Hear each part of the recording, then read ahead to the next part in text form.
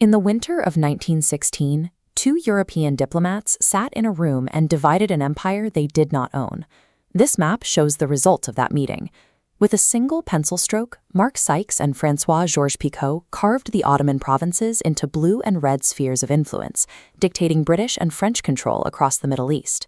32 years earlier, a similar scene played out at the 1884 Berlin Conference. European officials gathered around a giant map and partitioned 90% of the African continent without permitting a single African representative inside the room. Today's geopolitical crises are the physical manifestations of these arbitrary lines, drafted in European rooms decades before the first shots were fired. Political scientists categorize these conquests into two distinct engines: colonialism and imperialism.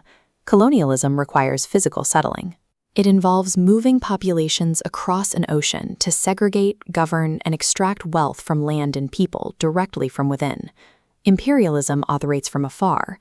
It relies on sovereign domination and economic control, driven largely by the demands of finance capital to extract resources without necessarily planting settlers on the ground.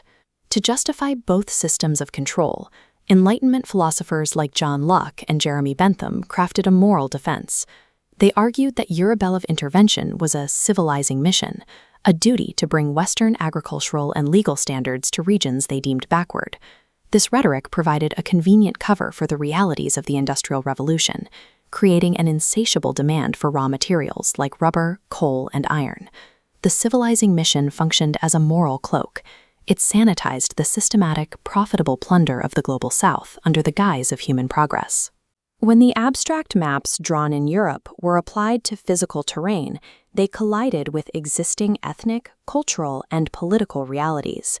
These new borders forced historically antagonistic communities together into single, volatile states.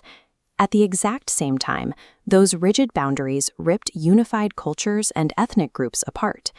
The chronic instability, border disputes, and civil wars present in many modern post-colonial states followed these imperial blueprints.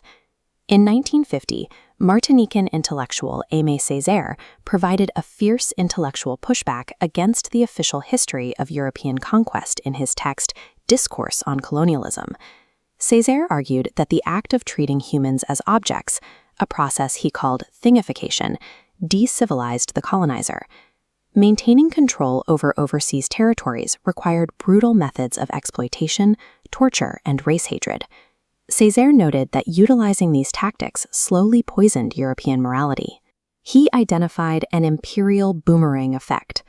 The barbarism Europe suffered under Nazism was the methodology of colonialism returning home. A civilization cannot commit systemic violence abroad without eventually rotting its own moral and societal foundations from within. Physical troops retreated from occupied territories after World War II, but the ideological and cultural dominance of the empires remained entrenched. In response, the Subaltern Studies group emerged in post-colonial India.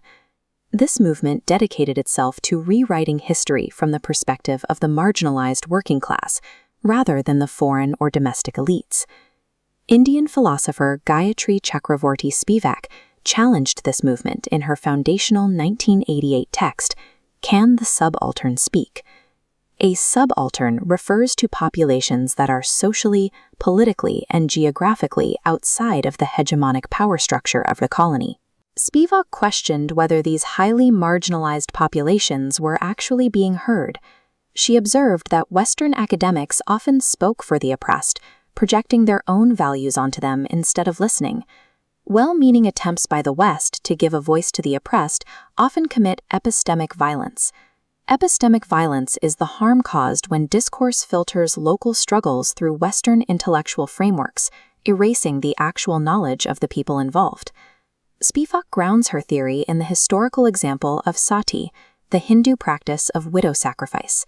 The British outlawed the practice in 1829, using the legislation to frame their imperialism as a righteous moral crusade to save Native women from their own culture. Spivak summarizes this imperial justification with a precise sentence: white men are saving brown women from brown men.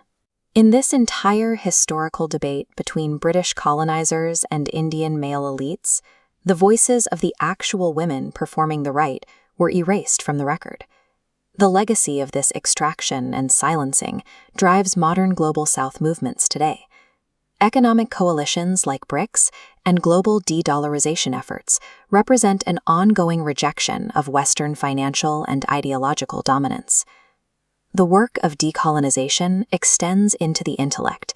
It involves dismantling epistemic violence to ensure the marginalized can finally author their own history.